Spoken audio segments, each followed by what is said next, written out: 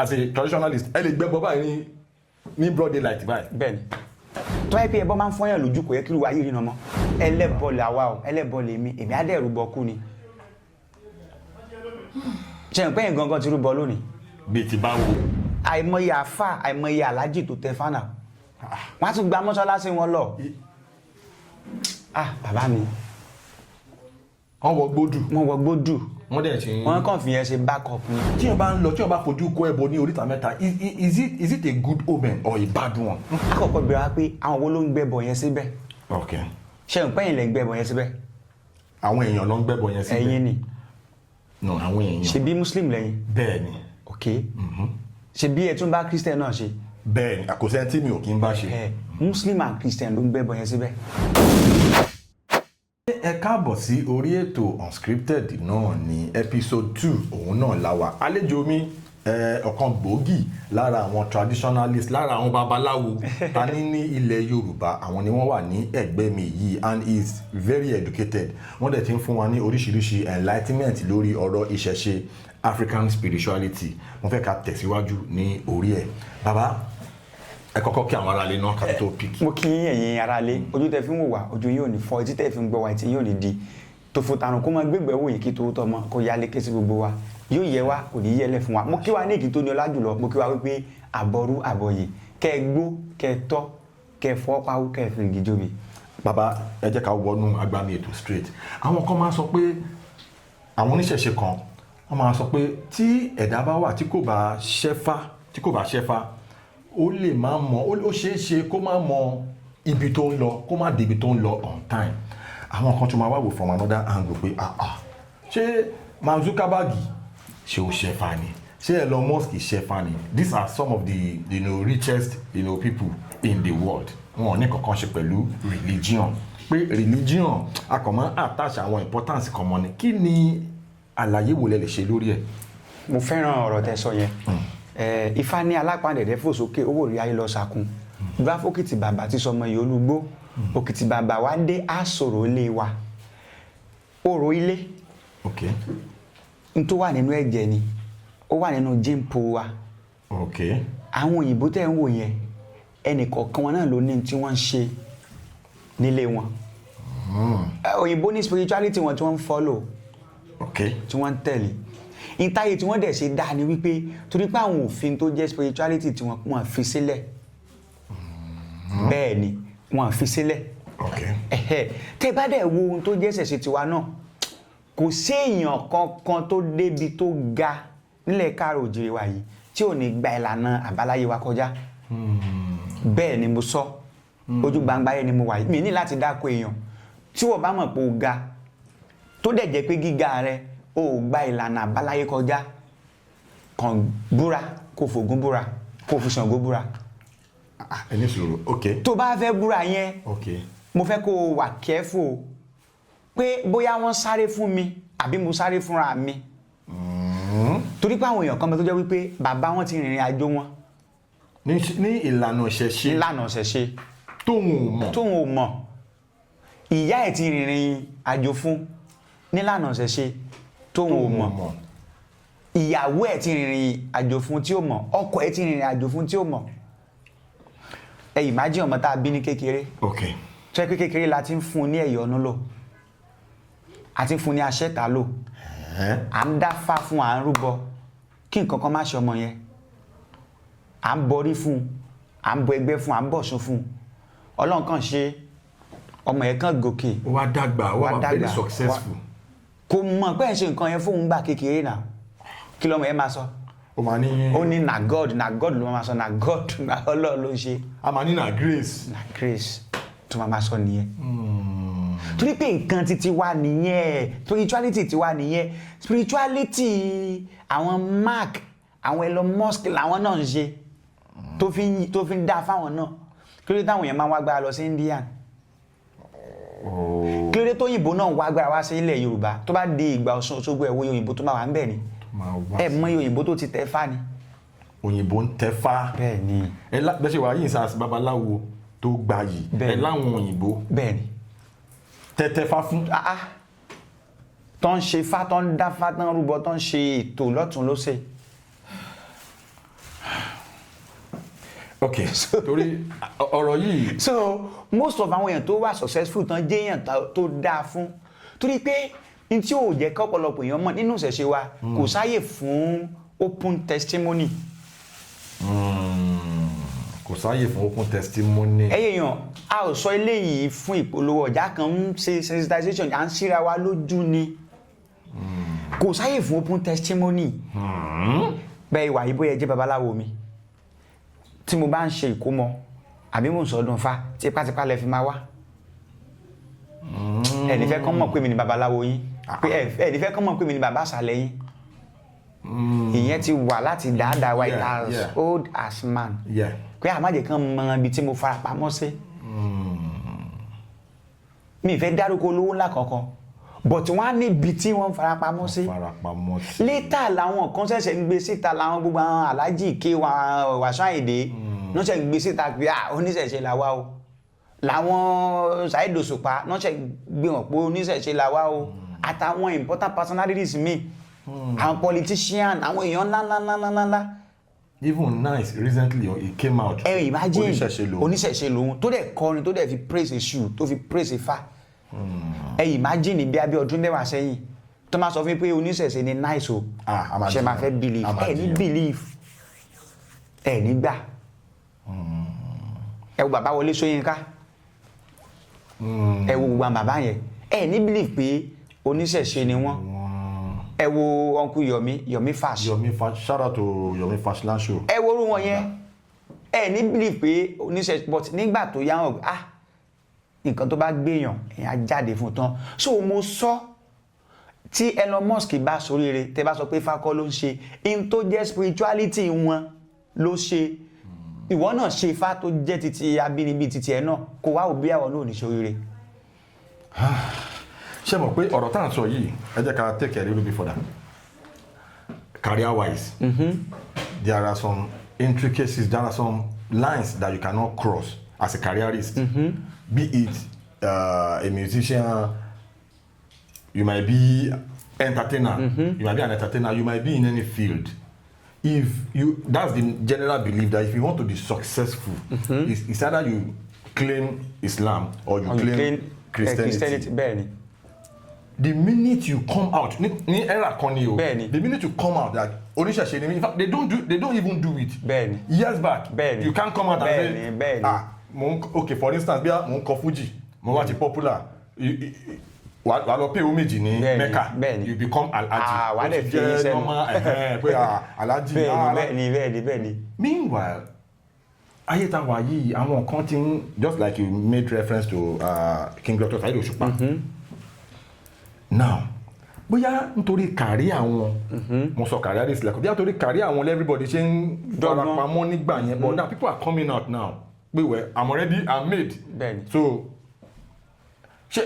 could that be the factor tó ń fa táwọn èèyàn fi ń, or is it because àwọn oníṣẹ̀ṣe ò kí ń ṣe wọn kì í project sí media? That's why a lot of people will say different things about them and they keep quiet. They kept quiet all along, but now everybody is coming out now. Kí lẹ rí sí? Ṣé rí social acceptability ló ń ṣe àwọn èèyàn. Social acceptability. Ṣé society tá wà ṣó máa gbà. Mo fẹ́ràn nǹkan yìí but kí làwọn èèyàn máa sọ. Àbí mò ń ṣe nǹkan yìí tí má gbé síta ojú làwọn èèyàn fẹ́ fi wò mí. Báwọn èèyàn ti gbàgbé wípé o ò lè fi láìvẹ o ò lè fi tẹ́yàn kankan lọ́rùn méjì náà lẹ́nu èèyàn. It's either kan sọ dáadáa ń parẹ́ àbí kan sọ àìdá ń parẹ́. Ìyẹn kò nǹkan tó fìyà jẹ ọ̀pọ̀lọpọ̀ èèyàn. Nílẹ̀ káàrọ̀ òjìrè wa èèyàn máa mọ̀ fún òun níṣòro ìṣòro tó dẹ̀ níyẹn kó lọ́dọ̀ àwọn awo ní ọ̀nà àbáyọ but kí ni wọ́n fẹ́ sọ àmọ́ àwọn kìíní ẹ̀ mọ́ra so many people tẹ́rí yẹn náà tó jẹ́ àwọn career person tó ń fẹ́ gbé kìíní ẹ̀ síta kí ni ayé ó sọ ló ṣe wọ́n but later àwọn yẹn ti wá di pé wò ó n tó bá fẹ́ ṣẹlẹ̀ náà ni kò ṣẹlẹ̀. But most of them ti made it ni o. Tán ti make it. Maybe they wouldn't have done that if they were still an upcoming. Ẹ ti get. Bọ̀ nísìnyí náà people àwọn èèyàn ò kí ẹ̀ mọ̀. Really? Tẹ́ bá wo the rate tẹ́ fi máa bálẹ̀ kẹfà lọ́wọ́ àwọn èèyàn. Nísìnyí if ẹlòmíì tí ò tiẹ̀ mọ̀ nǹkan pa Ifá gákàn ni mo kàn like Ifá ni. no, nǹkan tó ń try láti sọ ni pé wọ́n á ti wà lórí career á wà lórí trajectory entertainment, you know, careerist. bẹ́ẹ̀ni. Bàbá ní ilẹ̀ tó mọ́lẹ̀ nìyí bẹ́ẹ̀ ṣe wà yìí sìn ẹ mọ̀ pé normally as a Muslim a máa wọ jàlámíà a máa fa tẹ̀síbá a máa lọ sí Jumat a máa rìn lórí street a máa, you know, àwọn Christian náà máa gbé Bible a máa everybody máa rí pé Bible ni a máa lọ sí church a máa bẹ́ẹ̀ ṣe wà yìí ẹ lè as a traditionalist ẹ lè gbẹ́ bọ́ báyìí ní broad daylight báyìí. bẹ́ẹ̀ni. nígbà tí àwọn èèyàn ò tí ì ní ìmọ̀ tó kún tán rẹ́bọ gẹ́gẹ́ bí kan tí ò dáa tó yẹ pé ẹbọ máa ń fọyàn lójú kò yẹ kí irú ayé ìrìnà mọ́ ẹ mọ́dún tí a ti bẹ̀rẹ̀ sí ní gbẹ́bọ ni ẹ mọ́dún tí a ti bẹ̀rẹ̀ sí ní gbẹ́bọ nílé wa ni tá a ti bẹ̀rẹ̀ tá a lè ń fojú rẹ́bọ lójoojúmọ́. ṣé tòótọ́ ni pé tó bá gbẹ́bọ sí oríta mẹ́ta ẹni tó bá kọ́kọ́ kọjá bẹ̀ báyìí ló máa sórí ibú. iná mo fi sọ pé tó yẹ pé ẹbọ máa ń jẹ́yàn sórí ibú kò yẹ kí irú ayé ìsórí rẹ̀. tàbá rẹ̀ bọ̀ lóríta mẹ́ta bá yí Holy Spirit. ṣé irọ́ lásán ni ní ilé tèmi ń gbé iwájú lélẹ́sùn máa ń gbé ní àdúgbò tèmi gbé òkè ẹwọ tí mo ṣe rí yìí ní àdúgbò tèmi a máa gbẹ́ bọ lọ́sàn-án a máa gbé síwájú táwa gbogbo àwọn tó dẹ̀ yí mi ká tó sọ̀rọ̀ àdé gbogbo wọn náà ń soríire kódà ẹ mọ̀ kan tó fọ́ ni wọ́n máa ní ìfáṣòtọ́ ẹ̀pẹ́ ẹran fá ni àwa fẹ́ jẹran o wọn á jẹran fá tá bá fẹ́ ṣe any event just mention it Muslim Christian tó sọ̀rọ̀ àdé wa wọn á wá bẹ́ẹ̀ wọn á jẹun wọn á ṣe fàájì ṣe mọ̀ kan tó fọ́ ní ọdún Ifá wọ́n máa mọ déètì jọ àwa gangan tá à ń sọdún Ifá lọ wọ́n máa mọ déètì jọ àwa gangan lọ torí pé àwọn èèyàn ò Bíbélì ní àwọn èèyàn mi ṣègbé torí pé wọn ò ní mọ̀ torí pé àwọn èèyàn ò ní ìmọ̀ wọn à wá ìmọ̀ ni o torí pé wọ́n fẹ́ bà nǹkan wa jẹ́ fún wa so nǹkan tẹ̀ ń sọ ni pé bí a torí pé most of them ti make ẹ̀ náà ṣe lè jáde síta kì í ṣe torí pé ojú ti là ní. ẹ jẹ́ ká fìyẹ́lẹ̀ fáwọn audience wa kán bá wọn sọ ní comment section pé gbogbo àwọn tó ń jáde ń sìn tó ń jẹ́ superstars that they are coming out of their shells ṣé wọ́n lè jáde ní time tí wọ́n ti make tí wọ́n ti made tí wọ́n ti wà you know lókè. àwọn tí ò tí make ẹ̀ gan ló pọ̀ tán jáde nísìnyí. àlàyé tí mò ń ṣe ni pé there are two different things. tí yẹn bá ti jẹ́ superstar ó ti wà lókè kò lè jábọ́ mọ́ some of them tó ń jáde ń sìn ṣé ní táìmù yẹn ẹ fi pé wọ́n lè jáde nígbà tí wọ́n ti make orúkọ kankan. bàbá ṣe mọ̀ pé nígbà tẹ́yìn bá ti ga gangan lèyẹn máa wà very careful jù ẹ yẹ kí n gbé débẹ̀ ìràwọ̀ ní Ọlọ́run ní já yín bọ́ Ọlọ́run ní jẹ́ kó jẹ́ ọ̀tá yín ẹni tó jẹ́ superstar tí gbogbo ayé mọ̀ ṣó lè bọ́ ṣòkòtò sílẹ̀ kó bẹ́wù sílẹ̀ kó máa rìn káàkiri o ṣó lè ṣe kó lè ṣe ìgbà tán ti di superstar yẹn gangan ni kíní yẹn wà stake. ẹ mọ̀ nígbà tí Nice tán fẹ́ gbé album wọn jáde wọ́n ṣe àpéjọ ráńpẹ́ fún wọ́n wá ń tẹ̀ láti debunk àwọn kankan ṣé àwọn people were like ìwọ tó fẹ́ gbé album jáde ò dẹ̀ bẹ̀rù kó má ta ò lẹ́ ń sọ̀rọ̀ nǹkan báyìí ò lẹ́ ń ṣe lé ò lẹ́ ń ṣe lé but torí pé kò kí ẹ̀ pé if you want to delete me do if you want to be my fans n tí mò ń ṣe ni mi fẹ́ parọ́ fún ẹ so ìgbà téèyàn bá ti lórúkọ gangan lèèyàn máa ń sá fún oríkì èmi believe pé ńgbà tán ti make ẹ gan lóye kán associate mọ́sẹ̀ ṣe. okay that is a question for people to answer. Salo Ọlọ́ba Salo ó join live kan jò ní nígbà tí mo wá rí kinní yẹn ó wá ń sọ̀rọ̀ kan ẹ̀yin ẹlẹ́sìn má bínú torí gbogbo èèyàn ló ń wo fíìmù tiwa gbogbo èèyàn náà ni a bá ṣe either Muslim or Christian but nígbà míì n tó bá jò tọ́bi a máa sọ gbogbo yẹn wá ń sọ̀rọ̀ pé wọ́n ní pé ẹ má yẹ ká lọ síbẹ̀ mi ìfẹ́ káwọn ẹlẹ́sìn rí i pé bóyá àfẹ́wà bias gbogbo yẹn ní wọ́n ní ẹnìkan ó fẹ́ ọmọ ọdún 6 ó bá sùn ó ṣe kíní kan pé sẹ́ni táwọn ń tẹ̀lé látọjọ́ ẹni pé òun ò ṣe ìsìlámù mọ́ o pé ifá lòun fẹ́ ṣe o ṣe ń pé àlẹ́fù yẹn àwọn tó jẹ́ gíftà rẹ̀ tó ń fún lẹ́bùn Muslim ló pọ̀ nù wọn náà bọ̀ kò kí ẹ̀ ń pa yẹn pé tẹ́ẹ̀bá ní fún mi lẹ́bùn mọ́ ẹ̀dìmú ní tó jò tọ́ yẹn máa sọ so ẹni tó bá ti wà lókè jù gangan òun gan ni ò ní fẹ́ bá ṣẹ̀ṣẹ̀ ká ní pé ṣẹ̀ṣẹ̀ ò dáa. ẹ má bínú òun ni mo ṣe ń sọ pé if Salo was not as successful the level tó wà yẹn ẹ sọ pé most of our gifters àwọn tó ń ṣẹ̀sìn ẹ̀sìn yẹn ni he wouldn't dare it nígbà tó ṣe ń struggle because nobody will even blink at him wọn ti ẹ̀ ní wo bí tó wà rárá àlàyé tí mò ń ṣe bọ̀ nìyẹn ọ̀bọ̀ ẹ̀ ń tọ́ láti counter. ọ̀rọ̀ tí náà yé mi náà ṣé mọ̀ pé bàbá mi téèyàn ò bá tí ì ga kò sí wàhálà apádà sí olùsì kí ló máa dì. ó máa dolówó. ẹni tí ò tí ì ga gbogbo ọ̀nà tó máa fi ga even when it takes for him to deceive people to get to that point. ibi tó wà rè o a parọ́ pé bíbá yìí lòun wà just to get to that point, but once he gets to that point nítorí tó kọ́ bá parọ́ yẹn pé ibi báyìí lòun wà meanwhile ibi báyìí ló wà kò ní débi tó ń lọ ṣe pé a lot wà at stake fún. ṣé wàá mọ̀ kó lè jábọ́ táwọn èèyàn bá realize pé nǹkan tó ń sọ nìyẹn. For example torí pé mo fẹ́ dìbò mo mọ̀ pé oníṣẹ̀ṣe ni mí mo á sọ pé muslim ni mí wọ́n dìbò fún mi mo wọlé. ṣé n pa àwọn politician eléyìí jẹdẹjẹdẹ ni wọ́n fẹ́ jẹ mí sí bọ̀ mo á wò pé mi kí ẹ dìbò fún mi ẹ dìbò fún mi oníṣẹ̀ṣe ni mí. mo mọ̀ wípé tí má fẹ́ dìbò mi there is high tendency káwọn èèyàn wò pé àṣọ onífà ni àṣẹlẹ́bọ ni látọjọ́ yìí Olúṣekún náà dẹ̀ kí jẹ́ kówó tán lọ́wọ́ owó òun tó lówó àwọn tó dẹ̀ jẹ́ fan base tí mo prepare sílẹ̀ tán má ti mọ̀ pé nǹkan ẹni mo gbé lọ́wọ́ ó ṣeéṣe kán withdraw fún mi bọ́n tó bá fi mú mi pinjú pé mo fẹ́ jáde tán àwọn èèyàn ti wò pé òkè so kíní yẹn ojú tó kọ sẹ́nìkan ẹ̀yin ló kọ sẹ́lòmí ẹ jẹ́ ká move on torí time but mo fẹ́ kẹ́ clear misconception kan tá máa ń ní táwọn èèyàn ṣì ń ní ṣé ojúbọ tó máa ń gbé ẹbọ sí ní general junction ní public tí everybody máa ń gbà kọjá a ní impression kì í máa pè ní misconception wípé tó bá ti fojú rẹ bọ báyìí àfi kó máa gbàdúrà kí ayé ènìyàn máa ta ṣé tòótọ́ ni ṣé tí wọ́n bá ń lọ tí wọ́n bá fojú kó ẹbọ ní oríta mẹ́ta is it a good omen or a bad one n fẹ́ kẹ́ ṣàlàyé ẹ̀ for a lot of people tó máa ṣe rẹ bọ báyìí pé yé ayé òun ti bàjẹ́. kí ni nǹkan tó ń ṣe àti oníṣẹ̀ṣe ẹni mọ̀ ṣé nǹkan tó burú ni àbí kí wọ́n máa padà lọ́lé kó lọ́ máa ṣe ra padà. ṣe rí tí a bá fẹ́ trace ọ̀rọ̀ wọ́n ní amúkùn ẹrù rẹ̀ wọ́ olókè lẹ́wọ̀ ẹ̀wò sálẹ̀ àkọ́kọ́ bẹ̀rẹ̀ wá pé àwọn wo ló ń gbẹ́bọ yẹn síbẹ̀ ṣe ń pẹ́yìn lẹ́ ń gbẹ́bọ yẹn síbẹ̀. àwọn èèyàn ló ń gbẹ́bọ yẹn síbẹ̀. ẹ̀yin ni. no àwọn èèyàn. ṣe bí muslim lẹ́yìn. bẹ́ẹ̀ ni. ṣe bí ẹ tún bá christian náà ṣe. bẹ́ẹ̀ ni àkóso ẹni tí mi ò kí ń bá ṣe. muslim and christian ló ń gbẹ́bọ yẹn síbẹ̀. bíi ti báwo. babaláwo olóṣùn oníṣàngó ó máa rí èṣù sílé ẹ tó máa gbẹ́bọ ẹ̀ fún. èmi ò ní gbẹ́bọ tèmi lọ sórí ìta.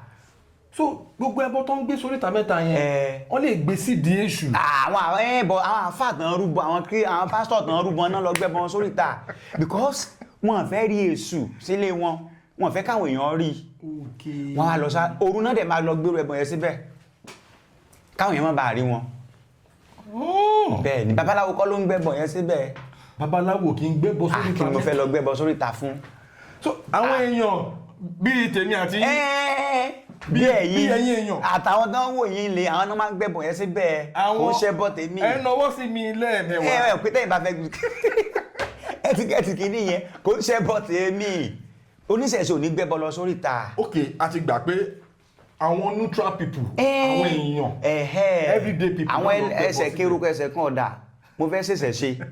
mo tún fẹ́ ṣe muslim or christian backup sáré gbẹ́bọ mi sórí ìta lálẹ́. so ṣé nǹkan tó dáa ni tíyàn bá kọjá tíyàn bá dóríta mẹ́ta tíyàn bá rí ẹbọ ṣé. ẹbọ kì í pààyàn mo sọ fún wa lẹ́ẹ̀kan pé kálẹ́bọ máa ń fọyàn lójú kò yẹ kí wàá yìí ríran mọ́ bójú ẹ̀dán kì í fọ́ kódà tó bá rí ẹbọ tó bá ń lọ fún interview tó bá fojú rí ẹbọ wọn á fún ẹ níṣẹ́ yẹn bẹ́ẹ̀ ni. tó lọ sí tàbí tó rí ẹbọ ẹmọ nǹkan tán pè lẹ́bọ tí ẹ ti bá ẹmọ tán pè lẹ́bọ ẹbọ ni tá a ṣe láti fi bọ nǹkan nínú. ẹbọ ọ̀rọ̀ méjì ni tá a join papọ̀ tá a bá pín ní sẹ́lẹ̀bù bọ an action word ẹbọ nǹkan yìí nínú ẹbọ Jeff nínú fásitọ̀ kó lè jẹ́ ráyè ṣe ti yín. yẹn lẹ́bọ ẹbọ kò kí n ṣe kó fẹ́ ó lè hàmù. kò ṣe kì í ṣe tó máa ń hàmù èèyàn ní tó dá lẹ́bọ ẹrú ẹbọ àwọn Christian ní tẹ́wọ́ gbẹ́bọ wá bàbá wa tẹ́wọ́ bàbá Elédùmarè ẹ̀yin la mọ́pẹ́ wá fún o tẹ́wọ́ gbẹ́bọ wá bàbá wa tẹ́wọ́ ẹbọ nǹkan tá a ṣe sàárà tá a ṣe òun náà ń pè lẹ́bọ and during the process of the ẹbọ kò síbi kankan tá a sọ pé kí nǹkan kan hurt anybody èmi gbẹ́bọ nítorí orí tèmi lásán ni tí wọ́n náà bá wá fojú rí ṣé mọ̀ pé tó máa ń ṣépè èèyàn mẹ́ta lè pín ẹ́ máa mú ẹni tó ṣépè ẹni tó fetí gbọ́ ẹni tá a ṣẹ fún bẹ́ẹ̀ náà ni ẹbọ tó jẹ́ ìwúre ẹni tó rúbọ ẹni tó fojú rẹ̀ bọ ẹni tá a rúbọ nítorí ẹ̀ tá a bá ń rúbọ àwọn sọ pé mẹ́wẹ́ gàdúrà fún ẹ̀jẹ̀ búmọ̀rí ògùn kan nídọ̀lọ́mọ̀ òṣòwò pẹ́yẹ yárí ògùn èrò pé èrò ọ̀fà igbe agbéwìta lára ẹ̀ lágbéwìta rẹ ní fámọ́jẹ̀ kíta àwọn náà bàjẹ́ o ẹ̀yin ni mò ń rúbọ fún o màá ní fámọ́jẹ̀ kíta àwọn náà bàjẹ́ pé àwọn tá a rúbọ náà mọ́jẹ̀ kíta àwọn náà bàjẹ́ so ẹni tó rúbọ ẹni tó rẹ́bọ ẹni tá a gbẹ́bọ nítorí ẹ̀ àwọn mẹ́tẹ̀ẹ̀ta ni wọ́n á jọ benefit ẹ̀. kò kí n ṣe pé ibi kan wọ́n fẹ́ fi ẹbọ yẹn rí ẹbọ kan kò fọyàn lójú tó bá ti wá rí báyìí ó kàn máa bọ́ sórí ẹ̀. àwa Yorùbá filmmakers àwa la bà nǹkan wa jẹ́ àwa la bàjẹ́ àwa la jẹ́ kán rẹ̀ bọ́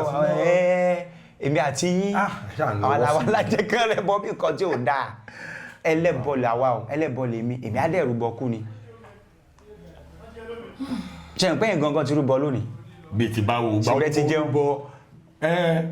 òrìṣà bíi fún òsì ojoojúmọ́ ló gbẹ bọ lọ́wọ́ wa. ìgbà tí mo wá jẹun ẹ ti tẹ́ ẹ bá fi lè jẹun rúbọ ẹnu nìyẹn tí kò bá dẹ̀ rúbọ ẹnu ikú ni. náà bàbá ẹ jẹ́ ká tẹ̀síwájú nítorí àsìkò mo fẹ́ kẹ́ kan yànnà náà kékeré lórí ọ̀rọ̀ ọ̀ntẹ́fà mọ̀ntẹ́fà mo fẹ́ kẹ́ expansion kẹ́ enlighten wa. àwọn kan sọ pé títẹ̀fà ó wà very expensive. ẹlòmíràn ní tó ń bá máa tẹ̀fà. ọ̀rọ̀ ọ̀ntẹ́fà mọ̀ntẹ́fà ẹlòmíràn sọ pé kò tó lè tẹ̀fà you will have like 1 million naira ẹlòmíràn ní 1.5 ẹlòmíràn ní 2 million ẹlòmíràn ní kíní kan.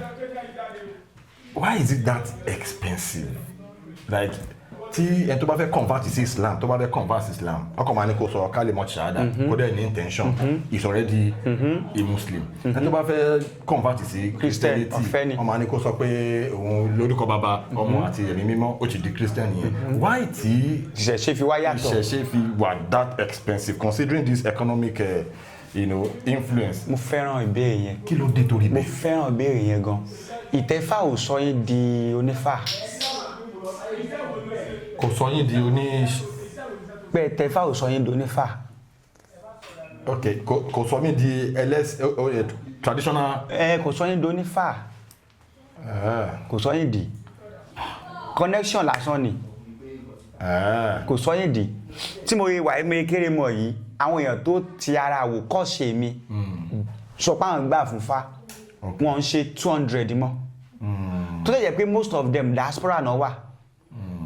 Typical example kan nìkan tó ṣẹlẹ̀ nígbà ilẹ̀ kan tá a dé mo impact rẹ̀ ní ẹ̀ tí ń pa wá Ifá olóòótọ́ kíní kan látara mi wọ́n gbà fúnfa bọ̀ wọ́n tí tẹ fáwọn ẹ̀ tí ṣe fa ìgbàgbọ́ ni kọ́kọ́ ló kọ́kọ́ sọ̀yàn di oníṣẹ̀ṣe náà. ẹgẹ́ ti bẹ́ yẹn so pé mo tẹ àìmọye àfà àìmọye alájì tó tẹ fánà wọ́n á tún gba mọ́ṣáláṣí wọn lọ. bàbá mi wọ́n wọ gbódù wọ́n dẹ̀ ti wọ́n kàn fi yẹn ṣe backup ni so méjìlá ní spirituality adẹ̀ ní mode of worship ẹni tó bá kàn believe pé kó nǹkan tẹ fá lásán tòun spirituality ni but kan tí mò ń tẹ́ láti sọ ní kókó bẹ́ẹ̀ ni pé ìtẹ́fà last step ní ẹ̀yìn nìyẹn wà ọwọ́ ló ṣáájú jó tẹ́ẹ̀ bá fẹ́ jó èyí ò kọ́ gbọ́wọ́ náà ọwọ́ ló ṣáájú dọ̀bálẹ̀ so kẹ́ fẹ́ doníṣẹ̀ṣe lọ́la nísìn ìtẹ́fà kọ́ ló ṣáájú in fact lórí àwọn programs tèmi máa ń ṣe máa sọ fáwọn èèyàn pé tó bá sọ pé o fẹ́ doníṣẹ̀ṣe lọ́la ẹ̀kọ́ ní number 1 wà kọ́kọ́ mọ̀ nípa nǹkan tó fẹ́ ṣe náà nínú ẹ̀kọ́ tó bá níyẹn ni wà á ti rò pé ṣé mo really nídìí nǹkan yìí ok ṣé fágan ló yẹ kí n tẹ̀sà ṣé òru Ọbàtálá ló yẹ kí n lọ ṣe ṣé ẹgbẹ́ ló yẹ kí n lọ ṣe ṣé Ṣàngó ló yẹ kí n ṣe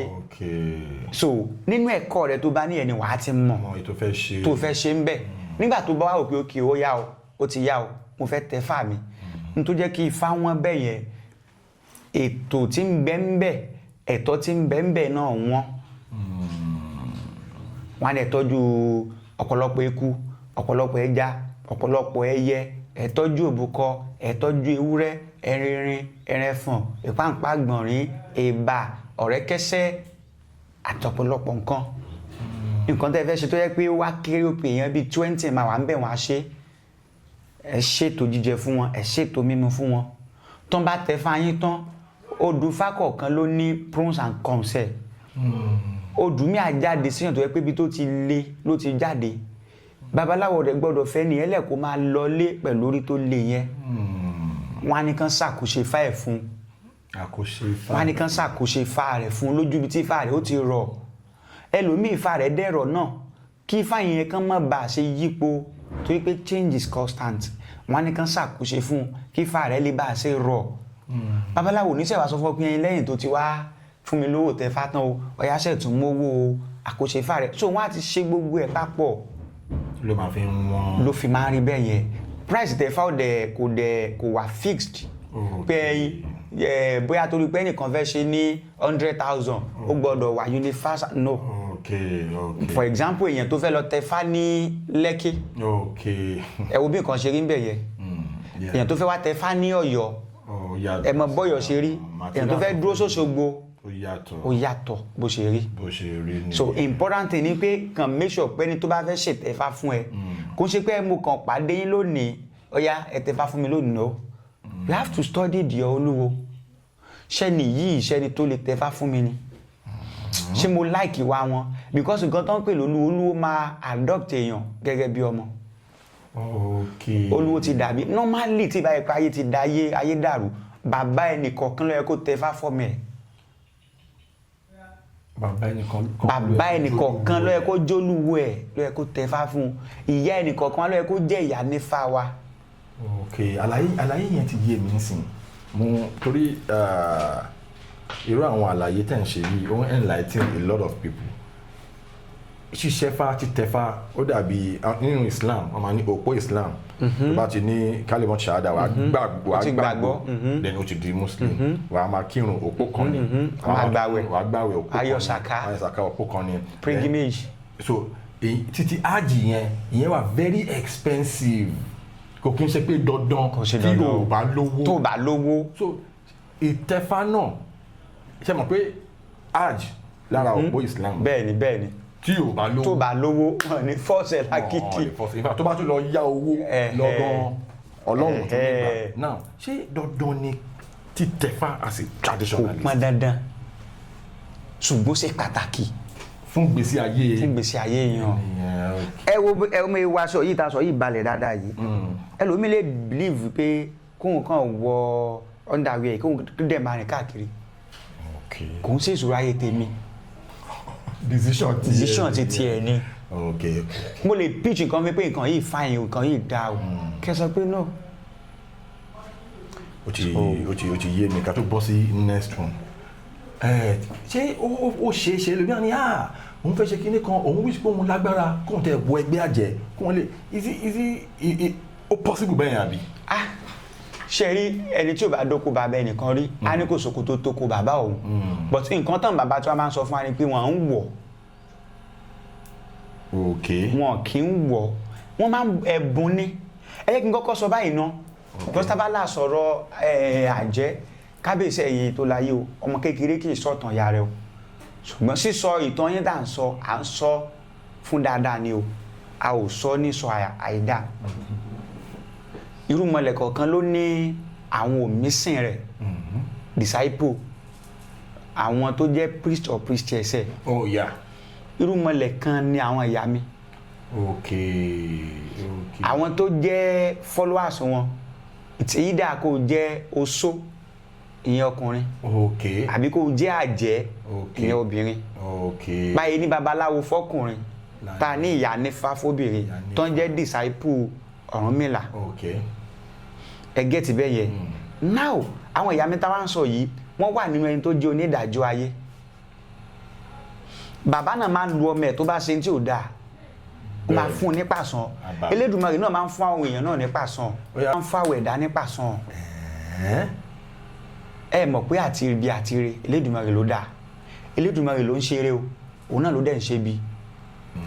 wọ́n léwé kan ò ní jábọ́ lára igi kí Elédùmarè má mọ̀ òun ló dá ire positive energy àti negative energy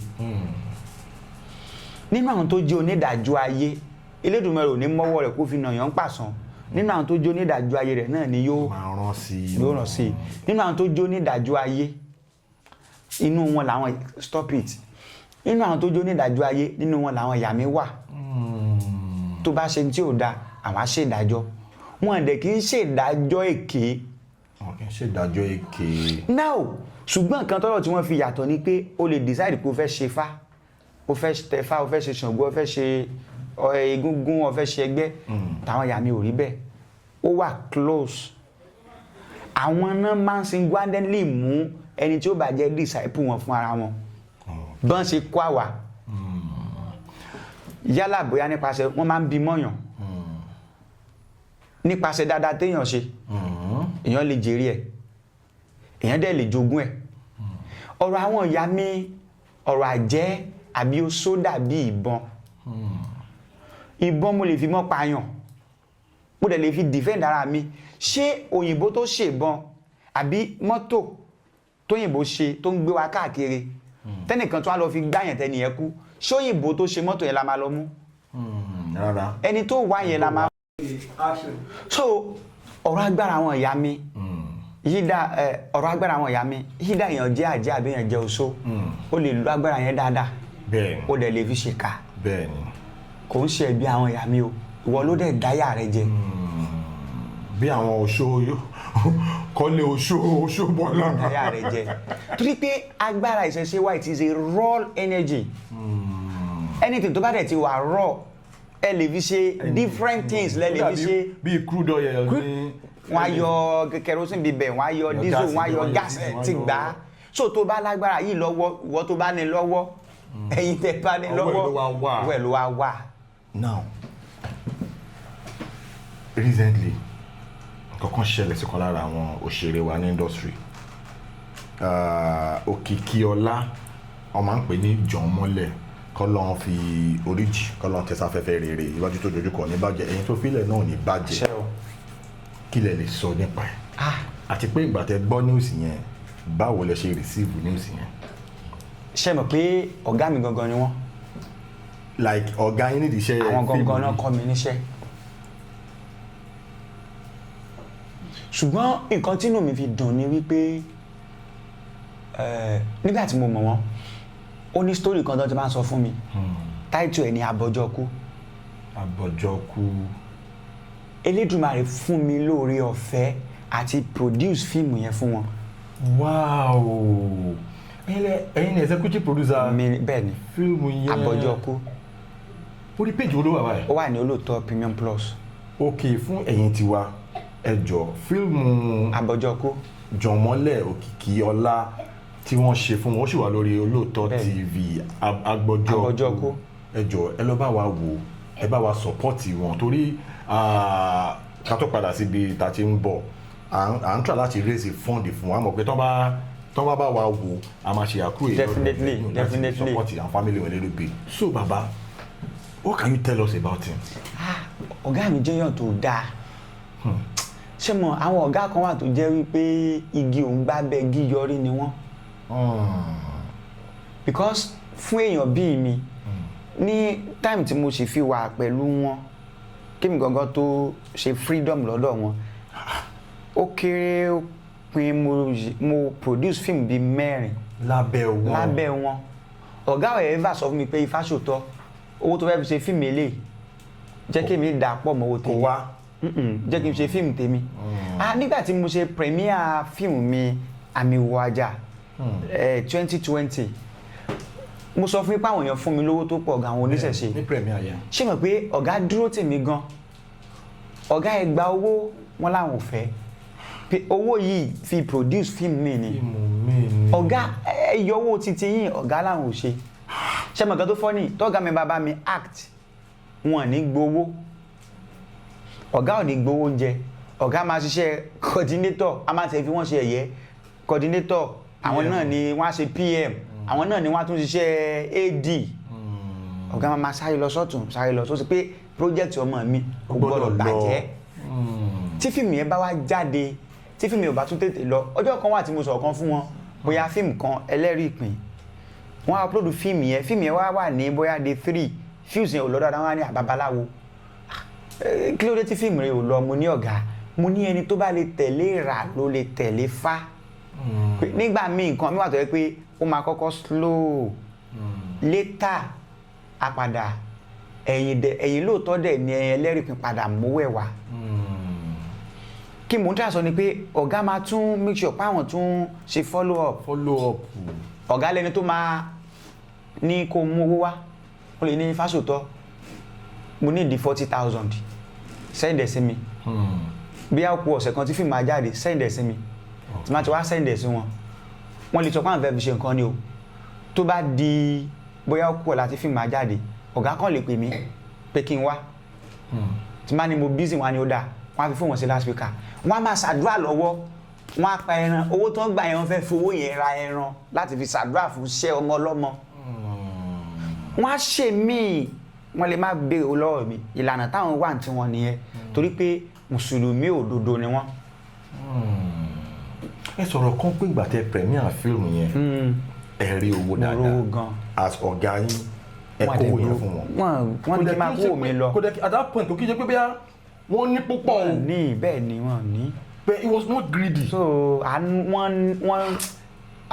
Ọlọ́run wà fún wọn gan wọ́n ní kí n máa kówó mi lọ pé ká ṣe production mi ni èmi ni màá dẹ̀ ṣe transfer fún àwọn actors èmi kò sí pé bóyá kó wá mo ti pe ẹnìkan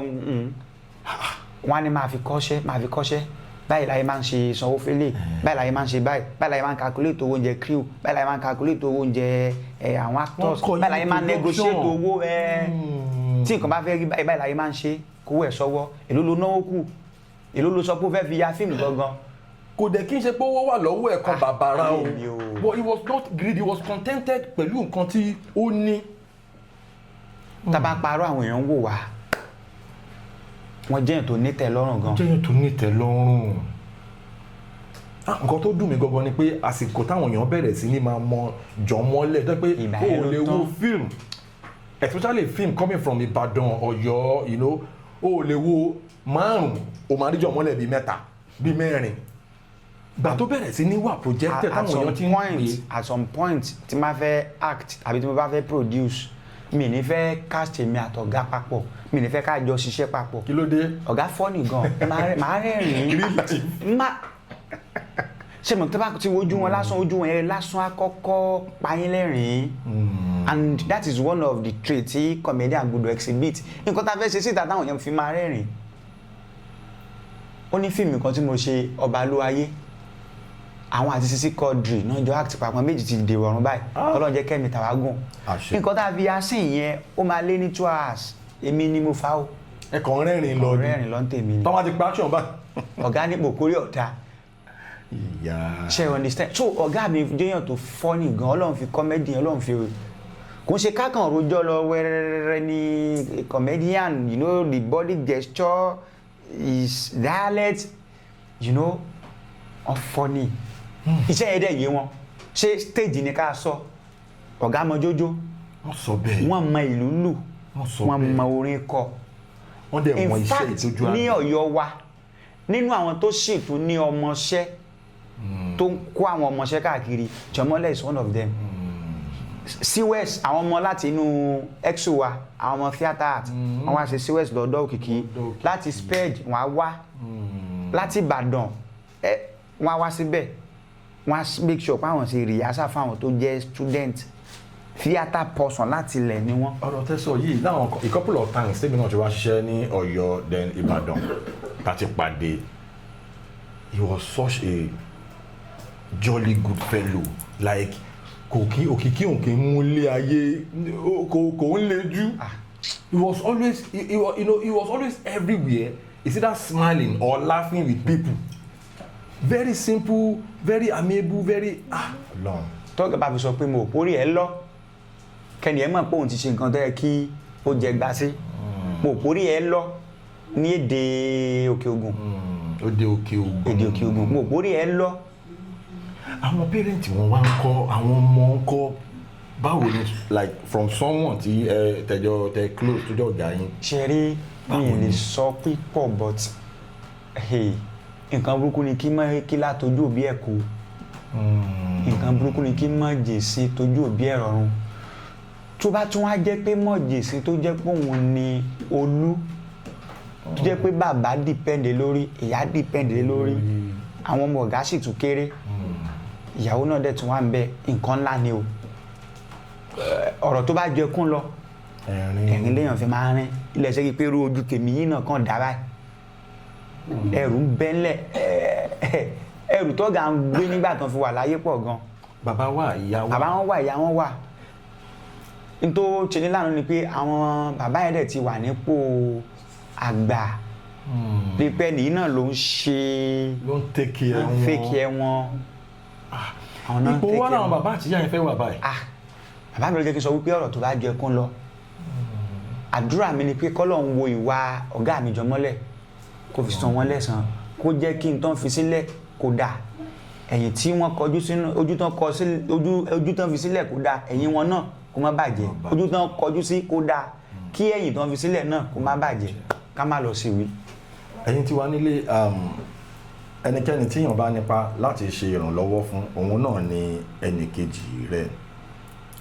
wọ́n ní Jọ̀mọ́lẹ̀ Òkìkíọlá Adésínà Ọ̀ṣìn ó fi bàbá lẹ̀ ó fi ìyá lẹ̀ then according to information tá a gbọ́ wọ́n ní bàbá ti dàgbà ìyá ti dàgbà àwọn kan ti sọ pé ìyá wọn gan bí ìgbà tí wọn ò lè ó ti dàgbà. kò ń ṣe bí màmá ò ríran ọ̀gá náà ló most of àwọn owó tó yẹ kọ́ ọ̀gá kan there was ilẹ̀ kan wà tó yẹ tọ́gà fẹ́ rà lọ́dọ̀ mi ní àdúgbò tí mo wà so owó yẹn gan ti pé a ti ra lẹ̀ yẹn gan kò yẹ ká máa sọ àwọn kan yìí àwọn èèyàn wọn fi ń rán wa o but káàkan sọ ti wá tá a bá sọ̀rọ̀ dọ́là ẹni tí ó bá ṣe nǹkan ló máa ṣe tá a bá dẹ̀ sọ di ọ̀túnla mẹ́wàá tí ò ní nǹkan ṣe ọ̀gá ní láti pè mí lọ́jọ́ kan pé wo màámi mi lè máa wo màámi ràn ẹ mọ èdè wọn yẹn a ní láti ta ilẹ̀ yẹn kẹ́ fi take care màmá a ní láti ta ilẹ̀ yẹn láti fi take care màmá. ẹ̀yin tí wà nílé ọ̀rọ̀ lẹ ti gbọ́ yìí ẹ jẹ́ kí n fi opportunity yẹn torí a lot of people tó ń wò wá nínú industry kò sẹ́ni tí ò mọ Jọ̀mọ́lẹ̀ Adésínà Òkìkíọlá ẹ jọ̀ọ́ ẹ̀yin tí wà nílé ẹ̀yin tẹ́ bá fẹ́ ṣe ìrànlọ́wọ́ fún màmá àti bàbá àtàwọn ọmọ tó fi ilẹ̀ ẹ má hesitate láti reach out sí wa ẹ reach out sí wa bá ṣe whatever oore tẹ́ bá lè ṣe fún wọn oore tẹ́ bá fẹ́ ṣe fún màmá owó tẹ́ bá fẹ́ fi ràn wọ́n lọ́wọ́ ẹ reach out sí wa ní orí ètò lágbára Ọlọ́run a máa fi jíṣẹ́ a dẹ̀ ní plan lórí ètò náà láti rí i pé a bá màmá àti bàbá náà sọ̀rọ̀ torí we are all we got. bẹ́ẹ̀ni. gẹ́gẹ́ bẹ́ẹ̀ ṣe sọ́nsìn ọ̀gá yín náà jẹ́ wọ́n lè ṣe dáadáa. kò ń ṣe èmi nìkan lè ọ̀gá ṣe dáadáa sí i ṣe mọ ọ̀gá tó jẹ́ pé kó tó di pé wọ́n kú gan student tó wà nílé ọ̀gá n ò lè less than 25. tó máa ń kóyàn mọ́ra. the only thing tó kàn ọ̀gá ni pé ò ní yọra pé ò jẹ rice àbí iṣu àbí ẹ̀kọ ò ní mú kọ torí ọ̀gá wọn fẹ́ràn ẹ̀kọ wọn ni mo fẹ́ mú kọ àárọ̀ bí kókó so ò ní yọra àwọn kan yẹn so ẹ̀yin bíi mẹ́wàá bá wá sùn sí wàá sùn ò ní yọra pé wàá sùn wàá jí wàá dẹ̀ jẹun ẹ̀dẹ̀ lọ ẹ̀dẹ̀ ṣe rìhásà kó tó di pọ́n more than 25 students ló sì tún wà lọ́dọ̀ wọn. ló ń gbé ló máa ń wá bẹ́ẹ̀ ló máa ń jọ ń wà. you know so èèyàn tó jẹ́ wípé ó ní impact nínú life ọ̀pọ̀lọpọ̀ èèyàn ní. àwọn èèyàn ti sọ oríṣiríṣi àwọn mo ti bá àwọn èèyàn kan sọ̀rọ̀ dẹ ẹ̀yin náà tún sọ the same thing náà lẹ́yìn náà tún sọ ló fi dá kí èèyàn máa ṣe dáadáa. Tampan Ọ̀yọ́ state ẹ ṣe àdúpẹ́ o letterhead paper Tampan Ọ̀yọ́ state náà fi kọ lẹ́tà gbàgàdàgbàgàdà pé ìrànlọ́wọ́ àwọn fẹ́ ìrànlọ́wọ́ fún àwọn ẹbí wọn tèmi dẹ́ believe pé mi ò bóyá mi ni mi rí lẹ́tà bẹ́ẹ̀ yẹn rí o but ṣe mọ nǹkan tó mórí di association tó ní integrity tó ń protect tó ń fi wò pé ẹ̀yẹ yẹn ó bu wa náà ní ẹlẹ́fẹ́ bu wa àwa tá a wà ní industry àmọ̀ kan àmà ṣe ti wa ẹ̀yin tẹ́ ẹ jẹ́ fans náà a ní the help látọ̀dọ̀ tí tó ń dẹ̀ kọ́ lẹ́tà yẹn tó ń dẹ̀ ń pín fáwọn èèyàn. torí fanbase Òkìkíọlá Jọ̀mọ́lẹ̀ fanbase ẹ̀ wá increase as at the time tí èèyàn kan sọ pé. ṣé mo tó bá mi tó pa mí lẹ́kún ní ìjọ tó ń kú à ń sin wọ́n tó ń báyìí ní Sahara report dẹ̀ posting wọn Punch posting wọn I was like kí ló dé. tẹ bá wo Yorùbá film tẹ bá fi máa wo mẹ́wàá ẹ máa rí Jọ̀mọ́lẹ̀ nínú mẹ́rin so táìmù tí Jọmọ́lẹ̀ wa ń bọ̀ tó bá fi máa di ìwòyí next year if he did not die Jọmọ́lẹ̀ máa wà lára àwọn biggest comedians wa ní industry I am telling you because ó jẹ́ nǹkan tó bà mí nínú jẹ́ gan gbà tí mo rí news ẹ̀ mọ̀ pé ó funny ẹni tó ṣẹ̀ṣẹ̀ ń bọ̀ tó ń bọ̀ pẹ̀lú Ọlọ́run ọ̀gá wọn ọ̀zúlà ni wọ́n ń dẹ̀ ń rojú. wọ́n ní kò kí ń rojú. wọ́n ń rojú náà wọn kì í rojú. very selfless. tí mọ̀ pé YouTube máa di kíná tí pé báyìí. ọ̀gá wọn náà tó sọ pé ó yá já máa ya nǹkan kéékèèké ká máa jù síbẹ̀ ká máa ya nǹkan kéékèèké ká máa jù síbẹ̀ ká máa ya nǹkan kéékèèké ká máa jù síbẹ̀ a lè lọ fíìmù fọjọ́ mẹ́ta ọ̀gá ò ní dandan wọ́n á dẹ̀ tún lọ sunlé wọn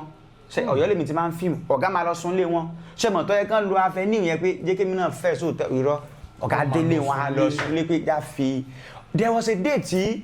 èmi àti Daddy Anta a ní misunderstanding nípa hòtẹ́ẹ̀lì tó fẹ́ sùn ọ̀nà hòtẹ́ẹ̀lì tó fẹ́ sùn ṣe mọ̀ pé ọ̀gá mi dẹ̀ lọ ń dọ̀bálẹ̀ fún bàbá Anta àwọn kan náà níṣẹ́ o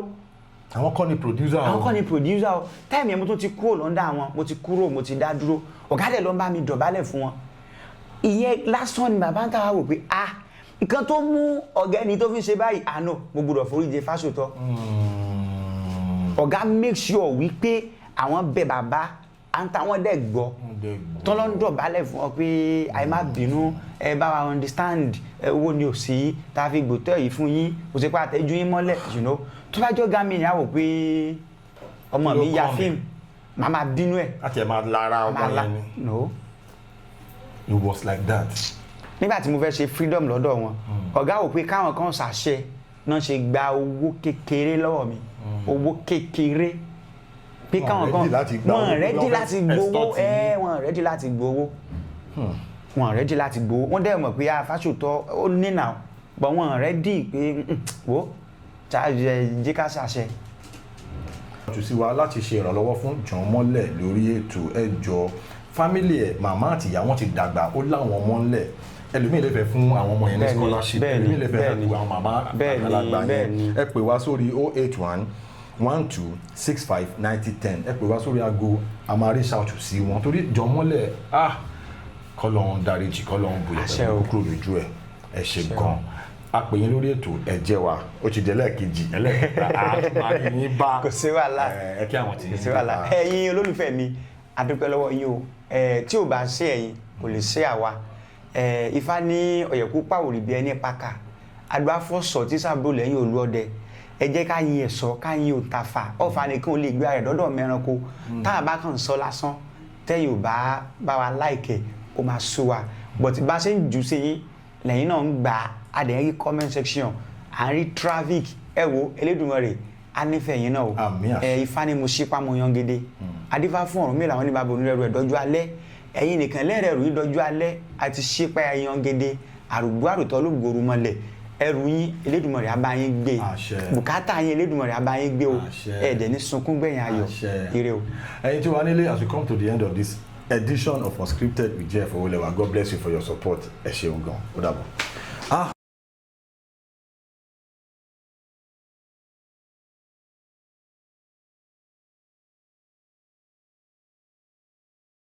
Please subscribe to my YouTube channel and press the notification button.